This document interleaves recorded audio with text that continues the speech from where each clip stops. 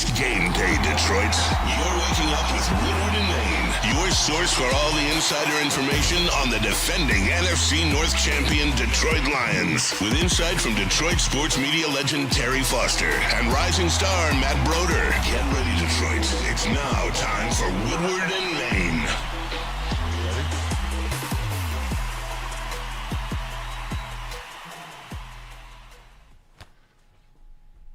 Maine. Good morning.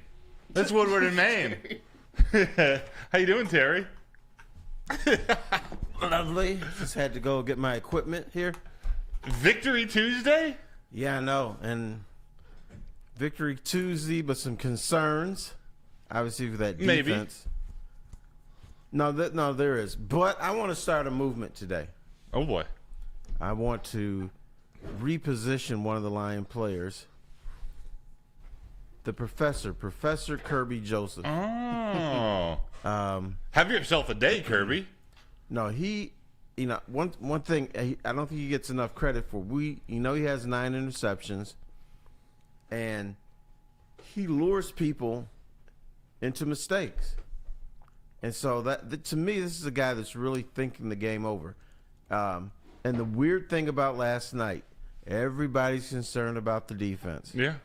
But you can make a case that the MVP of last night's game was a defensive player, Kirby Joseph, with 2 interceptions. Those were game changers. Right. Both at big moments of the game. You're right. He's in this. It's his 3rd year, right?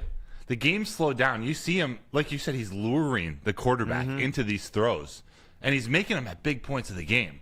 He's really elevating his game as one of, if not the best safety in the league. At least the best ball hawking safety in the league. Right, because we have the debate between him and Brian Branch. And then some weeks I think it's Brian Branch, and then some weeks I think it's Kirby Joseph. But, he's not going to get a lot of credit for thinking the game because he's so athletic and he does so many other different things that we don't think about a guy like that thinking the game. Right. But doesn't it look slow? Like, the game looks slow to him now. Yeah, but man, when he sees the ball, man, he fires. Right. He fires after that ball. He kind of pops out of the screen. It seems like the play's going along full speed. All of a sudden, you see him just come out of nowhere and pick the ball off. Yes. And he does it like Brian Branch didn't have his best game yesterday. He did not. In fact, he played pretty bad. Yeah, he didn't think the game last night. No. He had some violent tackles. He's still an animal, but it wasn't our classic Brian Branch game. And then near the end, I guess it was in the third quarter, Branch has that kind of bonehead, also kind of soft personal foul penalty on Juwan Jennings pushing him. He can't do that, but he got flagged. The very next play, Kirby Joseph picks his brother up. Right. But, in a game like this, even though it may have been ticky-tack, you still can't do it. You have to understand there's a thing called down and distance. You have to know where you are. You have to know what the situation is. And you have to understand the magnitude of a mistake like that. Huge. What do you think about the first time? Actually, it wasn't a Brian Branch interception, but earlier in the game, Juwan Jennings was blocking. Juwan Jennings and Terran Arnold were going at it, and Jennings blocked him like through the end zone. They were playing after the whistle. Then out of nowhere, Kirby Joseph comes and backs his boy up. Right. Pushes Juwan Jennings into the stands. It's stuff like that. We talk about the Lions culture. It's not just in the locker room, everybody getting along and being on the same page. You have to want to defend your brother. Yeah. You have to want to do it in a spot like that. You mess with my boy. If you mess with my boy, you messing with me. Yeah. You got a problem with him, you got a problem with me. So that's part of that Lions culture. I loved it. I like that too. It's tricky though because that was a big penalty. They were going to be out of that drive, maybe settle for a field goal. We'll get to Jake Moody in a little bit, but that was a game changer. Led to a 49ers touchdown early. But at the same time, that's what you love to see. That's what you want your team to be like. All right, you're going after my rookie cornerback. I'm not going to let that happen. Trying to blindside him. At some point you have to look at big picture. And you may have let them be on the field a little bit more, but you have to create that culture. You have to create that love between teammates, and that was the situation to do that. Terry, do you remember watching Jimmy Allen? It was back in 1981. The young Spider-Man. Yes, I remember him. That was his nickname? Yes. He was the last Lions player to record 9+ interceptions in a season before Kirby Joseph did it last night. Right. And hopefully the Lions season won't end up like that Lions team. What happened? That Lions team created a song, another one Bites the Dust. And then as soon as that song came out, they started losing. Yeah. And then teams mocked the Lions, and they came out with a song, another one Beats Our Butts. Is that why that song's not? That's not exactly a popular song in Detroit. I never put 2 and 2 together. No, it's because the team faded afterwards, and then teams start to mock the Lions. Hey. So that's why you don't hear that song much around here. Got it. I want to talk more about Kirby Joseph, but why not welcome everybody to the show? This is Woodward and Maine. Hello. My name is Matt Broder. This is the legend Terry Foster. Means I'm old. You see? No. You think legend means you're old? Yeah, because you don't know what else to call me. Well, it's not like you're what would be actually that could get dark real quick. You're a legend. You've been doing this for a while. I'll take it. You're able to comment on Jimmy Allen from 1981. Sure. With all due respect. Okay. Do you see who we're joined by? Mr. JB Smooth. Jeremy, what's up, man? JB. What's going on? You had a long day yesterday. He was working. Yeah, he was. Several shows. And he was troubleshooting our show, too. He wasn't even here. That's true. He helped us start it yesterday from Novi. Yep. Can you show us your hoodie real quick? Because we were just talking about 31 Savage. 31, can you do something for me? Can the people pick it up in the store? You know what? Back in the day, there was a real famous drink, JB and water. That's what the old fellas drank. JB and water? JB and water. What's the JB? JB is a whiskey. Oh. And they would just put it over rocks and put a little splash of water in it. Have you ever tried it? JB? Okay. Smooth? Is it smooth? I tried that. I don't think it's smooth, so it may not be your thing. Huh. It's a little rough. It needs to be smooth with a V. Yeah. With the V. Definitely not smooth with a V. No, definitely not. Terry, we're broadcasted on YouTube. We got almost 200 people in the room now. Twitter. Hello. We got people all over the country. Let us know what you think about that Lions game yesterday. Let us know where you watched it. I know the entire network had shows all day long. Stick and Anson were up after the game with the post-game show. It was a ton of fun. Just want to welcome everyone here this morning. Greg Allspaw, Rando Smalls, Eric Burrow, Ryan was the first one in the chat. Mike Willett asks, is it Matt or Matthew today? It's Tuesday. We'll go with Matt. You'll come up with a middle name, another nickname for me. Sure. That's what I do. We'll go with that. Jerry Miller. Is JB Jim Beam? Is that what the JB stands for? Yes, Jim Beam. Oh. There we go, Jerry Miller. Darrell Slaughter. Morning, gents. Great hard-fought win. Hopefully it'll propel us to a win next Sunday. We got to talk about that Vikings game. But, Terry, you texted me. You got into an argument last night. Yes. I need to hear about this because I went to a party. It's about my guy. I went to a party, and Jared Goff is tearing it up. And the defense is just stumbling all over itself. And this guy, he just started talking about Jared Goff, and he says, I'm not down with Jared Goff. He can't win the big one. And I said, dude, so this means the guy sucks if he doesn't win a Super Bowl. Yeah, apparently. And he said that, you need a mobile quarterback to win it all. Mm-hmm. And then I was an asshole, and I said, okay, how many Super Bowls has Lamar Jackson been to? Great question, Foster. 0. He said, well, he's about to hit a bunch of them. I said, okay. Not what I see. Yeah. When I see him in the playoffs, I don't see that. I don't remember watching him win many big games. Right. That's like his one downside. Right. And then he really pissed me off when Goff had the one sack that it was a bad one on Bosa. Yeah. You don't want to be sacked out of field goal range at that time. Right. He said, well, he wasn't mobile. He couldn't get out of that. I said, okay, Bosa is a candidate for defensive MVP just about every year. Yeah. Who would have gotten out of that? Nobody. And then maybe Lamar. Then I wasn't finished when the game was over. The dude shut up, and all I said was 40 burger. Just like that. Right. fortunately, unfortunately, that's how they're going to have to win games moving forward. But on the Goff topic, he played sensational again. Right. He made just about every big throw, putting it in small holes. Pause. I know. You Putting can it in say tight windows. Tight windows. Okay, we got it. We got it together. I like how Jared Goff has played some phenomenal football, and he's fallen out of the MVP conversation. Makes no sense. Makes no sense. Well, other people are playing well. We got to give him credit, though. But Jared Goff hasn't done anything. I mean, I'm not saying he should win it. It should still be Josh Allen. No, but he's not even the conversation. I know, which is outrageous. Be in the convo. Be in the convo. How about this, Terry? Jared Goff, the only QBs in NFL history to produce 8 games with a completion percentage of 75%. Lions QB Jared Goff and Tom Brady in 2007. You know what? I don't know much about football, but I've heard rumors that kid Tom Brady was pretty good. He's pretty good. Yes. Not a bad quarterback. No. Yesterday. And you know what? Was not mobile. That's right. But there's something about like his ability to manage the game and, get the ball into his playmakers' hands and let them do what they do. Led to 7 Super Bowls. Yes. With New England. Yes. Weird how that works. Weird how like the quarterback position. One with Tampa. Right. At age 41, 42. Yeah, he wasn't done. But he wasn't mobile at that age either, right? No. He was actually less mobile. He was probably running a 5.5 40 then. Yeah.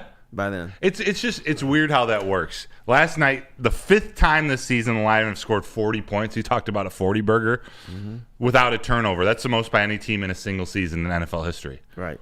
And you know what? I don't understand how Jared Goff can have a slew of turnovers in a game or two, and then he doesn't throw another pick for like 2 months. His stats since that Houston game are outrageous.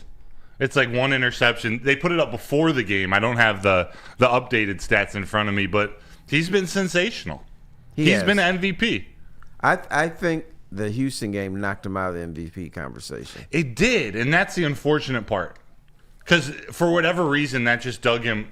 I mean, I don't know if it's just the number of 5 interceptions, how that added to his total or what, but he's had to claw back ever since that win against Houston. Mm-hmm. Like I'm telling you, those games that are national TV, those are important games as far as doling out awards and stuff because everybody's watching. Normally, the 1:00 Sunday game, nobody's watching. I'm talking about the voters are not watching those games because they're on regional TV.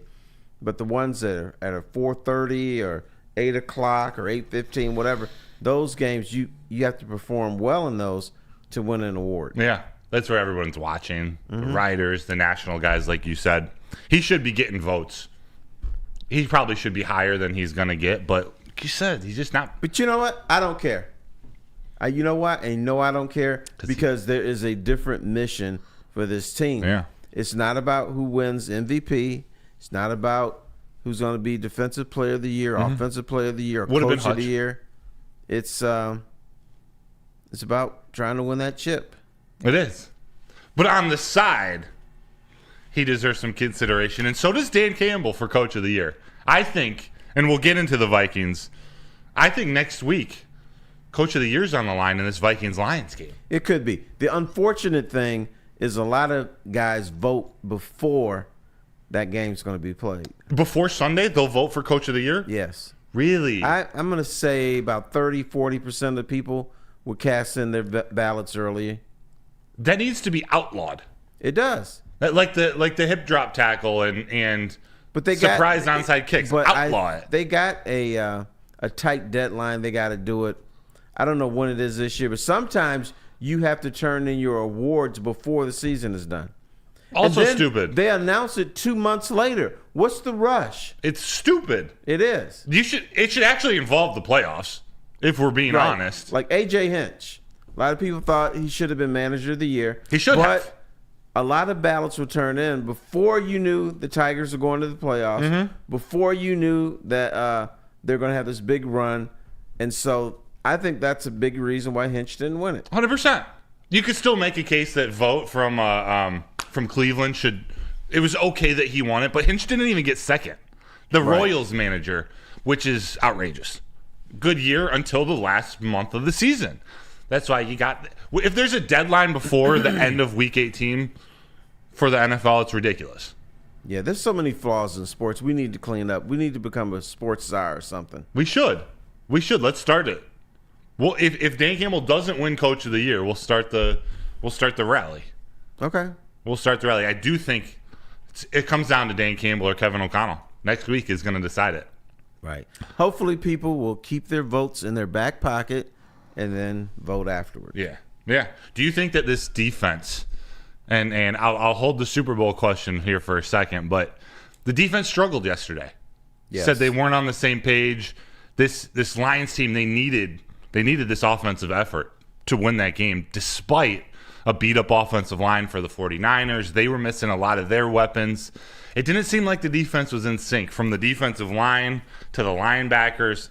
And I tried to defend them yesterday. The secondary wasn't very good. Yeah, it was not. And I was surprised. I knew the defense was bad, but I didn't expect guys to be that wide open. Wide open. And the other thing, people are concerned, well, if San Francisco can do this, Minnesota has more talent.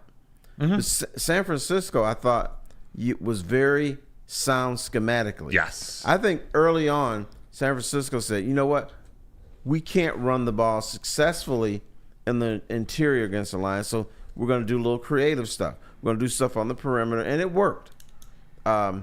They tweaked their offense. They did some things that most teams are not going to do. Minnesota's not going to do. Mm-hmm. So Minnesota's going to have to try to create the same vibe with their talent. Yeah. I don't think schematically Minnesota's going to switch up and do all these different things because you only have a week to do it.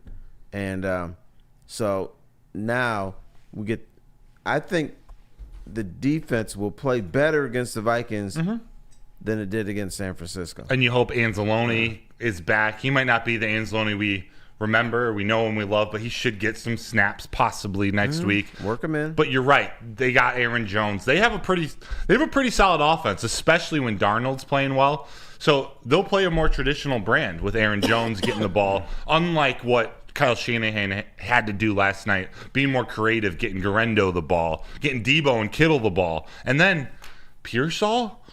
Ricky Pearsall, talk about a coming out party. Yeah, the dangerous thing is, those wide open receivers. But the Lions missed a lot of tackles last night. They did. Normally, that's not like the Lions. They don't look great on defense, but once they lock into you, they put you on the ground. Yeah. Not last night. No. Not making tackles at the line of scrimmage, letting them kind of sneak through some arm tackles. And then, even once they caught the ball, there was a lot of yards after catch for Kittle and Pearsall specifically. I don't know. I know there were some mistakes. Brian Branch and was it Iffy or Terrion on the one wide open touchdown to Pearsall. That was a miscommunication. It just, like you said, they weren't on the same page. I thought they got it together late in the game. I thought Aaron Glenn finally changed some things up, made his most hated word adjustments. He made some good adjustments, and they just had to ride their offense. Yeah, and they did. But here's the other thing. Here's what good teams do. Mm-hmm. Good teams can look bad in the first half. Good teams can look bad for 3 quarters. But at some point, good teams make adjustments, and also they make winning plays. They're like, okay, they're running up and down on the field on us. So what do we have to do to win games? The Lions game last night was not atypical of a regular NFL game. Mm-hmm. When I see the NFL, for the most part, teams can't stop the opposing offense. A lot of times, they may get off the field because of a holding penalty, but mostly they get off the field because of a turnover. Mm-hmm. Today's NFL, you have to create turnovers or you're not going to win. Simple as that. They did it last night. Mm-hmm. 0 turnovers for their offense, forced 2 takeaways on their defense. Right. Winning formula. You talk about making big plays. Championship teams make championship plays. The Lions' first drive out of halftime, St. Brown caught the ball. Laporta caught the touchdown pass. J-Mo had a nice third down catch. But Allen Robinson had a big third down catch for a first down. And Tim Patrick had the big two-point conversion catch. There are guys like Allen Robinson and Tim Patrick. That's who I wanted to highlight. Those guys made big plays in a big game to win last night. Yeah, the great thing about this offense, they can go in so many different directions. They can. Like, you all said, is J-Mo going to get 150 yards today? I'm like, dude, I don't know. Because you can't predict big games for offensive players because Ben Johnson may decide, I'm going to go in a different direction. Yeah. And it works. That's what he does. And that's why he shows these trick plays. Whether they work or not, now that shit's on tape. Now the defense has to prepare for that. Brian Flores is a great DC. Hasn't been able to figure out the Lions yet. Hasn't been able to figure out Jared Goff yet. They now have to plan for that. That end around, I want to say it was on the first drive to J-Mo where he tucked it and I think he took a sack. I think he was going to throw it on that play. He was looking for Laporta, and it might have been Zylstra or Brock Wright across the center of the field. He was going to throw it. There was an option for Sewell to catch an end around. They didn't go to him. But also then the hook and ladder, big third down play. J-Mo's coming from the left side of the field. They hit St. Brown, who seems to be draped by 3 or 4 49ers defenders. All of a sudden, he flips it up to J-Mo, and he's gone 41 yards to the house, to the crib. Right. Now, Ben Johnson, can I make fun of some of our Lion fans?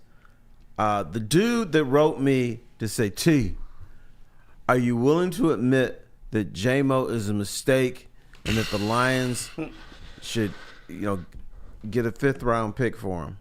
No. Hell no. The dude's unlocked the offense. Right. He's doing exactly what he was brought here to do, is to blow the top off the defense. Every time you get the ball, the defense has to be petrified. To the crib. Right. When I was a youngster, big football teams used to worry me. I'd always worry about, man, look how big they are.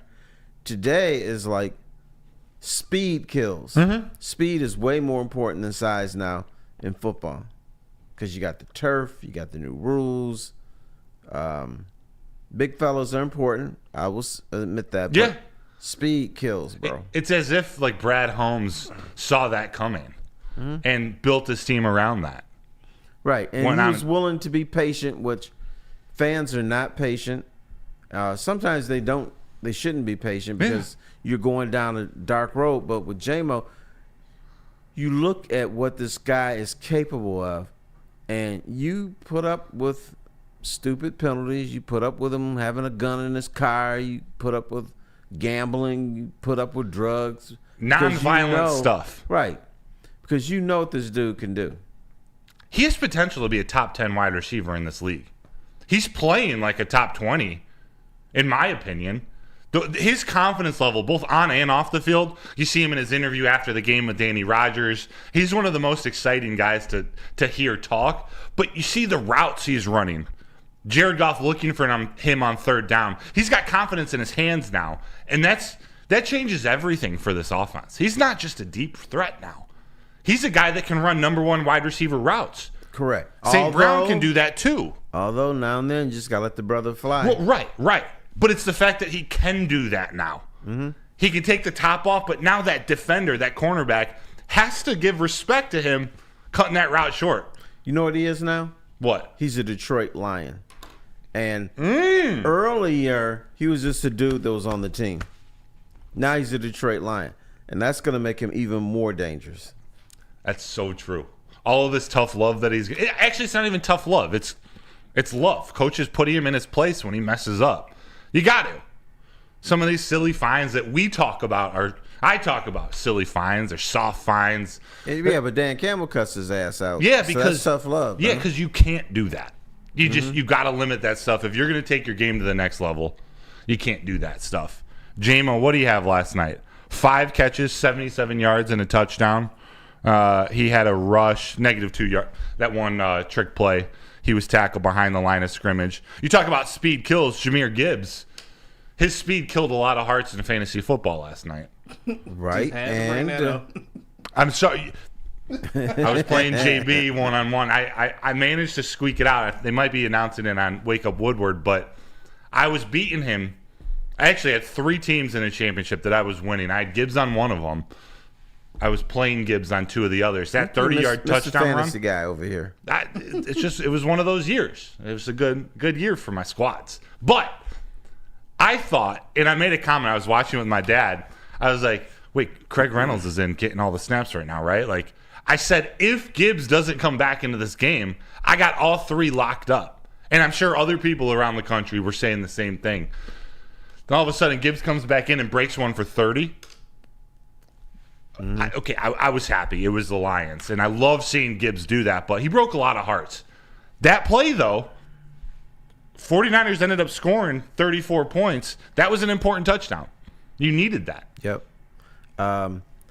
Gibbs, once again, I always say when you ask who's going to have a big game offensively, I say, well, I don't know, dude, because could be anybody. You don't know where they're going to go. But here's what I will say: the constant is going to be Jahmyr Gibbs. This dude's going to give you over 100 yards a game, rushing and receiving. And once again, I go back to Brad Holmes when he was criticized for drafting him in the first round. I'm not drafting a running back. I'm drafting a weapon. A weapon. And that's exactly what he is. Terry, Steve Wilds in the chat says J-Mo and Gibbs are both top 5 most explosive players in the NFL. Do you agree? I agree with that. Me too. And in fact, as a little thing for giggles and shits, I would love to see them have a foot race. Yeah. Actually, 2.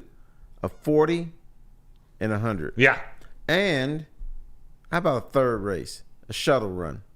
I'm down with that. I think Gibbs would get J-Mo in the shuttle. I don't know about the straight line stuff. I think J-Mo wins the 100. The 40 will be really close. Right. I think Gibbs has the shuttle. Right. J-Mo has underrated stop-and-go speed, but there's something about how Gibbs can cut on a dime.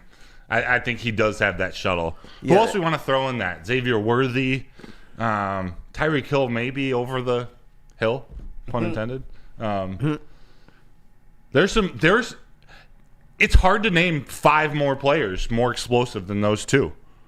And this Lions offense, Terry, they're number 1 in the NFL in point differential, up plus 200 on their opponents. And that's with a shitty defense.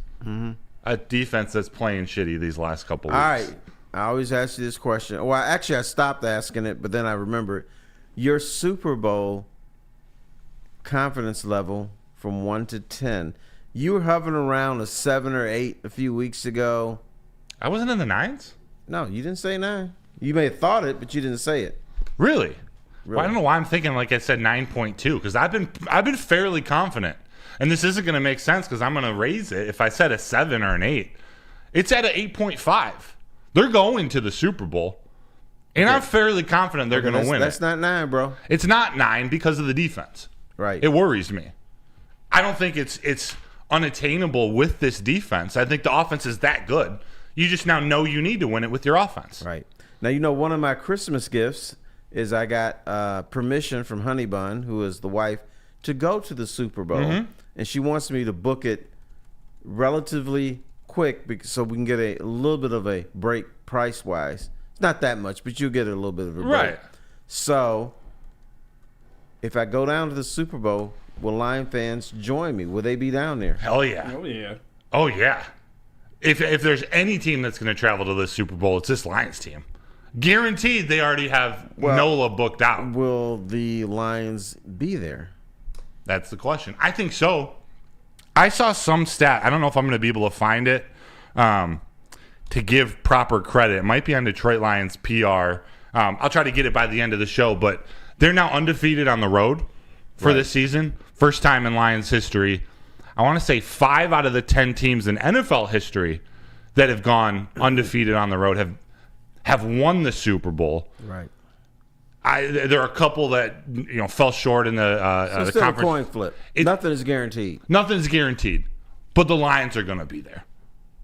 They're going to be hosting 3 games at Ford Field, and I'm saying that with the absurd chance that there's 14-2 right now and have the possibility of being the number 5 seed, which is absolutely What's insane. your confidence level against the Minnesota Vikings? It's a 9.9. What? So They're not losing that last game. night didn't sway you anyway. No, they're going to bring their defense is going to play better against the Vikings. They played better against the Vikings. I have confidence in the Lions' offense against the Vikings. I don't think the Lions' special teams are going to play as bad as they did yesterday. Although it was a nice 57-yard kick from Jake Bates, who got some FaceTime we can talk about. Yeah, My confidence what was up with his stretched? Looked like he was having an orgasm on TV. What was up with that? It is all over the internet now. Right. Not the most, not the best shot. Oh, you got it up, JB. Yeah. You got to know you're gonna be found by the cameraman. Mm-hmm. That's why it kills me when a player will create a hold or something, and then he's looking around. Did anybody see that? Of course. It was like 15 cameras on you. Everybody. In that shot where you can't see, I think it was a softball they said he was rolling on, which is an actual stretch. You couldn't see it in the picture. And they were talking about it for minutes and then keep revisiting to hit. I don't know what was up with him missing those extra points. He made the big field goal. He did. Now, Jake Moody, my question for where's he going to be next season?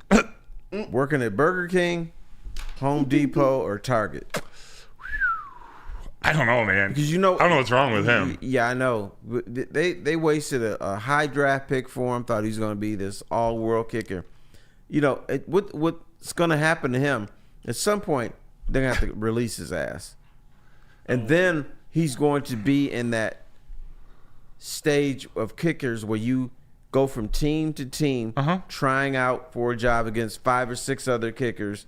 You may or may not win that battle. Jake Moody's in trouble. We got that third round money, though. He got the money. He got paid before all the other kickers in the league. Have you ever seen a season like this where so many kickers have been struggling? Like Justin Tucker has been struggling. It's wild. I don't get that. It feels like it's this year it flipped. And I'm not just talking extra points because since they moved it back, not every extra point's a given anymore. Right. But it's the field goals. It's the field goals. But what also happened? They're hitting the post all the time. Yeah. Did they make the post bigger? I don't know. They must be fatter. But that's one of my favorite sounds in football. Boy, yo, yo, yo, yo, yo, yo, yo. It's one of the most electric moments. Right. It's like an inside the park homer in baseball. Mm-hmm. Maybe not that much. You hear that dong. Yep. There's just something about it hitting the goalpost. Jake Bates, Burger King, Home Depot, or Target. If he keeps this up, they're going to have to drop him. Yeah. I say drop, it's a fantasy football term. When you look at it, I mean, he left 7 points on the field.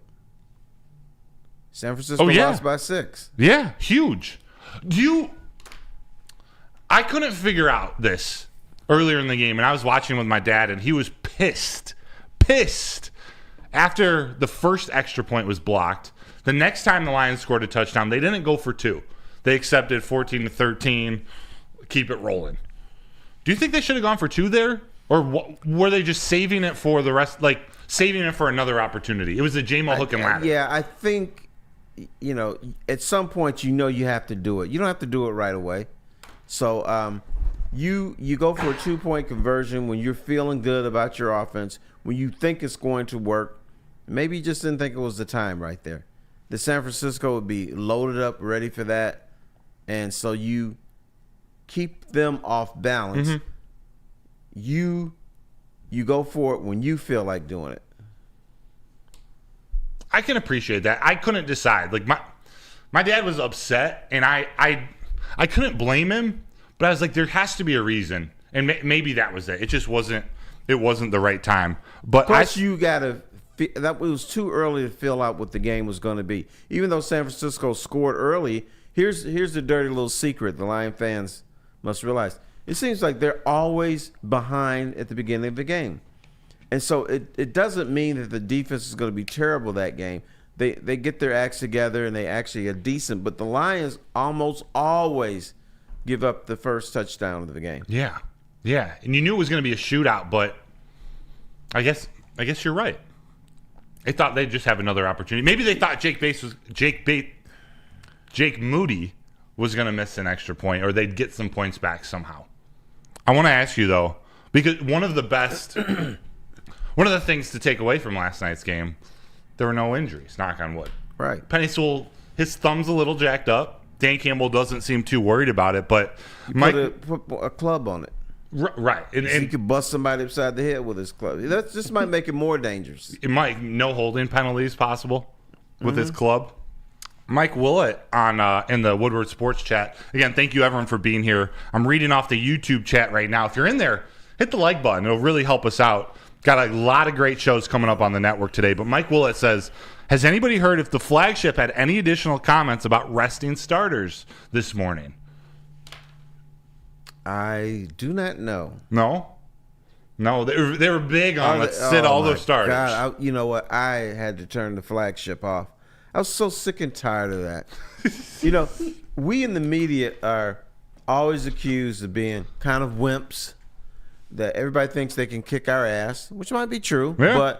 But don't come off on the air like worm boys and oh my God, oh might get injured.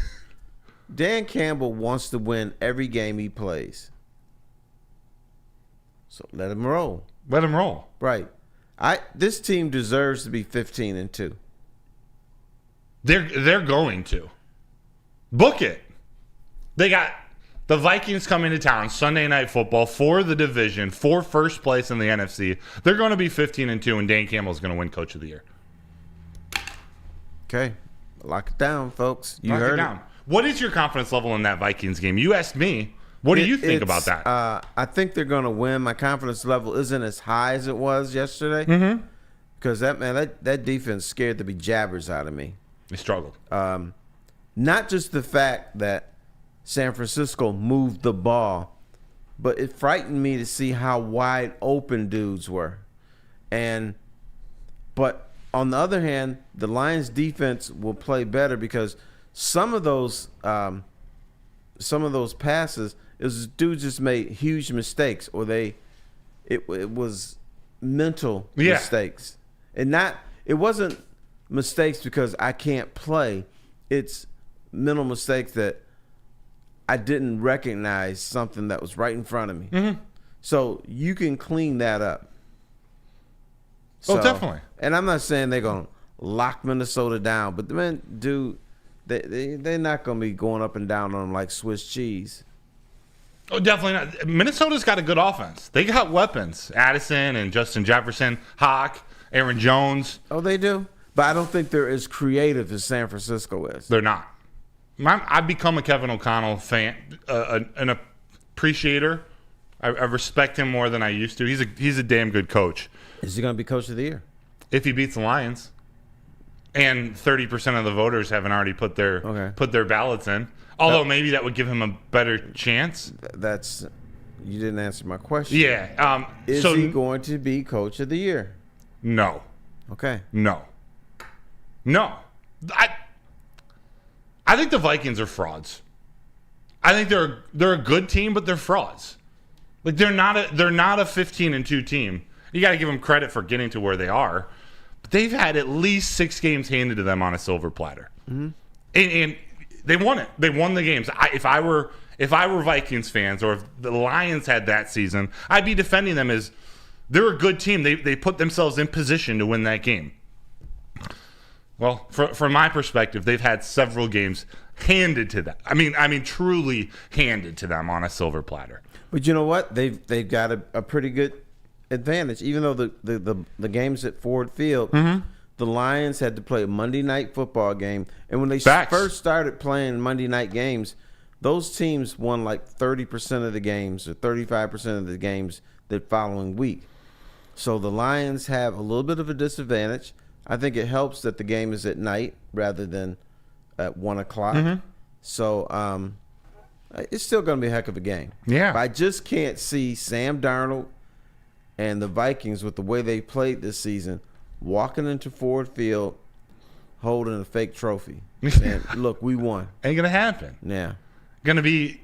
I see it playing out similar to that Bucs game in the playoffs last year, where really good, hard-fought game down to the end. Sam Darnold is gonna throw an interception late that seals the deal. Very likely to Kirby Joseph. Or Dan Campbell, and he's had practice with this, has to figure out a way. How do the Lions get the ball either ahead or down by 3 points with 7 minutes left, milk that clock, either score with 2 seconds left or 10 seconds left, or kick a field goal with 10 seconds left. End the game with the ball. Right. I don't think the Lions, if they make a run, it's not going to be kneel downs at the end of the game. It's going to be scoring with so little time left that the other team can't come back and score. That's what the Lions going to have to figure out. I'm with you, and I wish I found. Justin from North Carolina. Craig Reynolds is so reliable. Huge catch and run down the stretch. That's one of those guys. We'll lean on Gibbs, especially in those moments late in the game where you need to eat up some clock. But Craig Reynolds is a reliable piece, and he played well yesterday. But he's just going to do what he needs to do in those moments where you need to eat up that clock. I have faith in Craig Reynolds. There's some other comments in here. JMG John Q says the Lions, they're baiting the Vikings with that terrible defense from yesterday. The defense will be 70% better.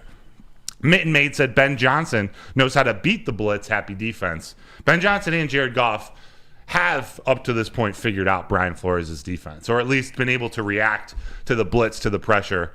That first game where they came back, would they win 31-29? I remember that. What do they call the defense where the Vikings blitz everybody? Jared Goff looked 3 reads, found St. Brown over the middle of the field, put it right in the basket. Several names for that. Bring down the house. Jailbreak. They got all kinds of names for that stuff. It's like a zero. They have but a name. You know what? Maybe Brian Flores should back off a little bit. He maybe should. Yeah. I mean, you blitz, but not as high percentage as he does. Especially if they're looking for Gibbs now out of the backfield more. Like we said, we got these weapons now that as soon as they get a seam, they're gone. The Vikings are going to try to limit those big plays. That's how they're going to get beat, and that's how they're going to try to beat the Lions. I have a lot of confidence in that game. But if Gibbs gets past that first wave, forget it. He's gone. Gone. J-Mo. Khalif Raymond might be back next week. I'm trying to see. There have been some great comments in the chat. A lot of people, they want to talk about Kirby Joseph still. Matt and Julie, I was at the game. Oh, that's gone. Looked like he was at the game last night, talked about Kirby Joseph and how big that pick was after the Brian Branch penalty. Kirby Joseph coming to back up Terrion Arnold early in the game when Terrion's getting into it with Juwan Jennings. It's a team that they do have each other's backs. It's the only question, the defense. Is that like the single biggest concern for this Lions team? Yeah, no question. What else are you afraid of on this team? The only thing I just have like a little tiny doubt is sometimes Jared Goff just has a big interception game. True. But now he is on such a roll that I just don't anticipate that happening. He's focused. He's in tune with his receivers. He's got still a great running game, even though Montgomery's out. Oh, yeah. So he's got everything, and he's missed the play action. Yeah. Gibbs, 18 rushes, 117 yards and a touchdown. Also caught out of the backfield, 4 catches on 4 targets, 46 yards, no touchdowns. He spread the ball around again, your boy Jared. J-Mo had 5 catches. Laporta had 6. St. Brown had 8. Gibbs had 4. Reynolds had 2. And a big one from Allen Robinson. And I guess they don't count the 2-point conversion on here, too, from Tim Patrick. 1, 2, 3, 4. Spread it around to 7 different guys. Yeah, unfortunately, 2-point conversion is like it never happened. I know. No stats, no nothing for anybody. Did they count 2-point conversion in fantasy? I can't remember. I'm not too sure. Maybe. I thought the answer was no. Maybe not. How on the hook and ladder, I remember it was easier to find in the Cardinals game earlier in the year, but does St. Brown get credit for the catch and J-Mo gets credit for the touchdown? How does that work? I think, they don't divide the yards up. Doesn't J-Mo get full credit for the whole thing? It was like St. Brown got a catch in a yard, or maybe it was just a reception, then J-Mo got the 41 receiving yards. Yeah, so look what the Lions are doing. They're making statisticians work hard now. They got to figure out what the hell to do now. It's a wild world we live in. This is a wild team. Folks, you better pay attention to this because you may never see this again. The Lions are not only good, but this is exciting football. I mean, even if you're a fan of just the NFL and every team like had blank uniforms, you want to see this team play. Yeah. Yeah. Do you buy into the comparisons to the greatest show on turf? I do. And I was at that Super Bowl where they lost. And but yeah, I do. Because they're exciting. They're running up and down the field. Now, we talk about the Lions' defense. They couldn't stop a nosebleed. Mm-hmm. Who's stopping the Lions' offense? Nobody. Right. That's still a really good 49ers defense. Sure. They're missing some guys. And but even if it's fourth down, Dan Campbell's going for it most of the time. Yeah. He had to yesterday. Mm-hmm. Did you agree with all or most of his fourth down attempts? Yeah, I people kept saying, because I was at a party, oh, there's Dan Gamble again. I was like, this is not a gamble. You got to do it. You had to. Right. I think it was evident yesterday, too. You had to, and it made a difference. And he learned from his decisions last week. Steve-O Baby asks, is the game going to be on Sunday Night Football on NBC between the Lions and the Vikings? Is that what it is? Sunday Night Football on Sunday NBC Night with Football, Tirico? Yeah, it is NBC. I'm going to be honest with you. You got a problem with NBC or something? No, I got a problem with Joe Buck and Troy Aikman. I don't really have a problem. They don't really do it for me. Yeah, a little boring. They were talking about the 49ers injuries all game, especially in pregame.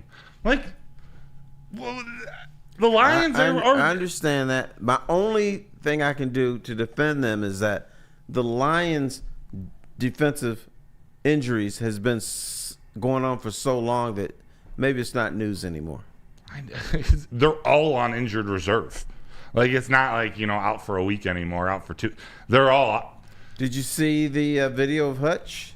Underwater? Yeah, underwater. Yeah, interesting camera shots. These cameramen these days. Yeah, he's coming back. Do you think so? Yeah. Before the Super Bowl? NFC Championship game? That's my prediction. Against? I'm a little bit of a cautious guy. I wouldn't bring him back this year. No. Mm-mm. Even if doctors give him a green light, say you're good, every doctor signs off, says you're not going to re-injure it by coming back. You still say take another 7 months off? Yeah, what's the harm? It's not what's the harm. It's if you can get a 75% Aiden Hutchinson in the Super Bowl. You look at the defense yesterday, he's that's an upgrade. He's going to be rusty. He's going to be slow. He's going to be not in sync with the rest of his teammates. Let him come back. And I am concerned about him injuring that leg again. A rusty Hutch, though, is better than 90% of the league. It's better than 99% of this team. Maybe 50% of the league. Maybe 64% of the league. Definitely the best edge rusher you got on this team. I wanted to see Zadarius Smith get a sack or two to get closer to his incentive bonus. Did he play last night? He did. We didn't hear his name very often. No, we didn't. That defensive line did not get much pressure. They were making some plays. No, I'm not even going to go there. They played pretty bad. But you know what? They at times they did pressure Brock Purdy. They couldn't get him. Yeah. They put their hands on him, and he slipped away. And slippery. It was agonizing the way that line played. Because I thought they were in his grill. They couldn't put him down. Yeah. That was frustrating. What I liked near the end of the game, AG sent Brian Branch on a blitz from his blind side and managed to get Brock Purdy down. I think it was the one that Purdy got hurt on. That's the stuff I like to see out of AG. That's the adjustments I like to see maybe earlier in the game.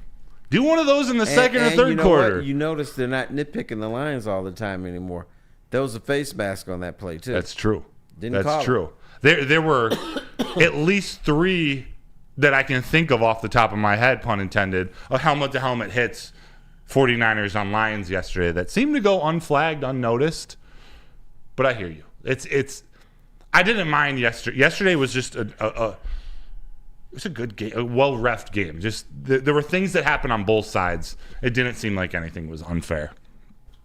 Any last comments, Terry? It's 7:49. We got Wake Up Woodward coming in the house here at 8 o'clock. Yeah. I guess I understand people being concerned about this defense and how that's going to transpire into the Minnesota Vikings game. I just refuse to believe that the Vikings are going to come in and win a game. Now, it might be 86-82 or 107-105 or something, but way, somehow, this is the Lions' destiny this season. They're going to beat Minnesota. But when we come back next Sunday, there's going to be a concern of mine that you're going to have to be cautious about for next season. Ooh. I'll tell you what that is on Sunday morning. Oh, I can't wait to hear it. Terry, I'm going to be watching it from the open sea. You're going to have a guest here. You're going to have another host with you. But I'll be watching. I'm going to celebrate my parents' 40th anniversary and my dad's birthday. So I'm scouting the Vikings out on the water. So you're not blowing me off, but you're doing it for a good reason. Yes. All right, yes. That's cool. Been playing for a year. Didn't think Week 18 was going to be as important as it was. But I'll be gone.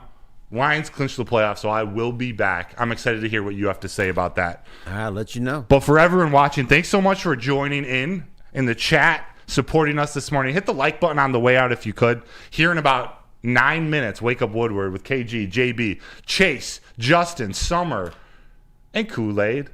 They're starting. They're going to have good to me. And did I just not say Flannel? And our boy Flannel Sam. Yeah, why you ignoring Flannel? Flannel's out. Yeah. No Flannel. Normally he's waiting right at the door. Maybe that's why. Is anybody getting that stomach virus? It's going around. I think that's what happened. Yeah. Drink your water. Wash your hands. Happy New Year. Everyone have a safe night tonight. Yes, I'm not leaving the house. You staying in? Yeah, I'm staying here. I am making Honey Bun, who's my wife, a special dinner. I was shopping for it yesterday, and she better like this. I think she will. Yeah, it's going to be, since she doesn't listen, I'm trying to surprise her. It's going to be ribeye steak. I got the big jumbo ass shrimp. They're prawns. And then I'm going to make a little grilled vegetable medley. Dang, T-Foss.